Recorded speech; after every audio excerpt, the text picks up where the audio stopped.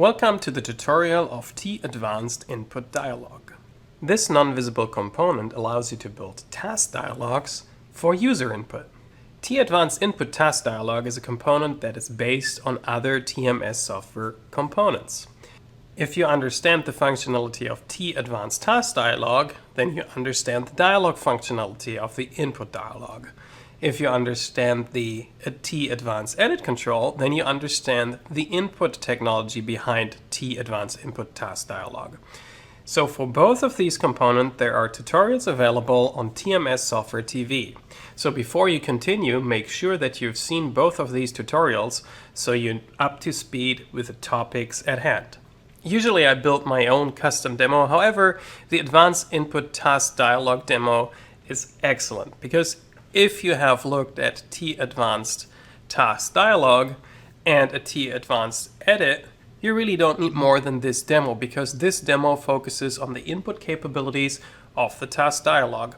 After dropping Advanced Input Task Dialog on the form, you'll notice quickly that the properties are almost the same as the ones as the task dialog. However, not all of them are available, because it doesn't make any sense, for example, to have radio buttons inside of an input task dialog. So you won't find the radio button property on this control. However, what you find is the title property to define the caption of the dialog. You will find the instruction property to provide an instruction text. You see the content property to define the content text. And you also find the capability to expand and collapse the dialog with additional information using the expanded text property. All this has been explained in previous tutorials. The comfort using the input task dialog from TMS is that you have multiple input controls at your mercy. So if you decided that you want to use the edit control, you can pick IT edit. Additionally, you can say I want to enter a date, which is IT date. Multi-line content is IT Memo, passwords IT password, and if you want to enter time, IT time. That's all you need to do in order to enter different kinds of values. Of course, there's also a combo editor and the combo list available. In order to use the combo list, you specify the items for the combo list under the property input items. The wonderful thing is that the demo gives you the opportunity to have a look at all the dialog input variations. After running the demo, you get the option to select any of the input controls, meaning in source code, the demo changes the value of input type. So if you select edit in the demo, it changes input type to IT edit. Combo editor will make the change to IT combo edit and so on. So let's have a look what the edit looks like. You see, standard task dialog. We don't have an instruction here. If you wanted to add an instruction, you can do that. Only the content is being used and the title is being used. So the dialog is also optimizing its display area. So if you don't specify an instruction, it's not just going to stay empty. The space is used otherwise. So you see the preset is being set inside of the edit control. And now you can enter something else, confirm with OK, and the result is being used and read into the dialog. The combo editor offers you still to enter values, but also in addition to simply entering values, you can select values, and these values, as mentioned before, are being added to the input items string list. Here you see the default values that have been defined in the demonstration, and those are exactly the values that you can only pick if you switch to combo list. The difference between combo list and combo editor is that the combo list only allows you to pick one of the values that is set in the input item list. For multi-line input, the memo control, also using the default values. Word wrapping, if I get to the end, here is a word wrap. And one additional property I would like to mention is if you press enter right now, the dialog forwards the enter key to the OK button. That might not always be something that you would want. So the demonstration can be changed a little bit. You select your input task dialog. You go to the options for the memo control, These you can find under Input Memo settings. And there is an option called want returns, and you can also specify the height.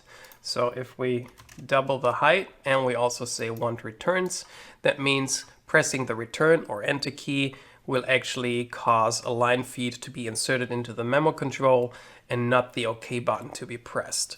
So switching to memo, and here you see that it's twice as big as before, and if you press enter, you insert different lines.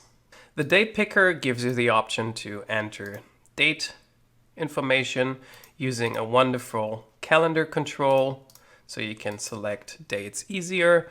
Of course, this uses the default setting from your Windows system. I'm using an American Windows system, so this is the month and this is the day. Finally, if you have your own custom control, your own custom edit control, for example, right now the example shows how to use a spin editor. You see that here the spin editor is embedded inside of the control. This is a very visual approach because the spin editor is also on the form and then is being tied to the control using source code, as you can see right here. In order to get the values inside of your task input dialog from a custom control, you have to implement two events. One is the input get text and the other one is the input set text. These two events are very important because otherwise the task dialog wouldn't be able to be prepared before being shown, because the task dialog obviously has to show the value of the control. So for that you need set text and get text. This set text transfers the value from the input task dialog to the spin edit control, and get text vice versa transfers the value from the spin edit into the task dialog. So let's switch this up a little bit and delete the spin edit. TMS offers the T-Advanced IP edit to edit IP address, as you can see right here. We set the name to IP edit. After setting the input control to IP edit, we of course also need to change the get text and set text event, so it no longer uses the spin edit, but our IP edit.